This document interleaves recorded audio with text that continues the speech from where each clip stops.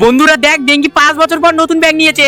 আরে না রে, এটা আমার মাসির মেয়ের ব্যাগ। ও নতুন ব্যাগ নিয়েছে, তাই এই ব্যাগটা আমায় দিয়ে দিয়েছে।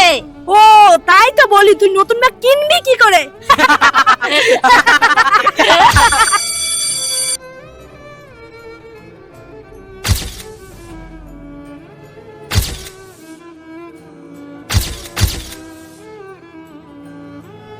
আমারও এদের মতো ভালো ভালো টিফিন খেতে ইচ্ছে করে, কিন্তু আমার মা তো শুধু মুড়িই দেয়। আমার আর মুড়ি খেতে ইচ্ছেই করে না। বাচ্চারা, তোদের কারের পরীক্ষার ফিস বাকি আছে, দাঁড় হ। আরে বেঙ্গি, তুই দাঁড় হলি কেন? তোর কি শুধু এই পরীক্ষার ফিস বাকি আছে? তোর তো পুরো 3 বছরের ফিস বাকি আছে। এবার আমি কিছু বলবো না, অফিসারকেই বলবো। তোকে জানে এই স্কুল থেকে বের করে দেয়।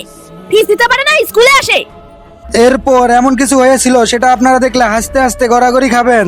তার আগে তুমি যদি তোমার মাকে ভালোবেসে থাকো, তাহলে চ্যানেলটিকে লাইক, সাবস্ক্রাইব করে কমেন্টে আই লাভ ইউ মা লিখে যাও। আর যদি না করো, তাহলে বুঝবো তুমি তোমার মাকে একটুও ভালোবাসো না। ডেঙ্গি, তুই কি তাহলে আর স্কুলে আসবি না? না রে, আসবো। বাবা বলেছে খুব তাড়াতাড়ি টাকা দিয়ে দিবে।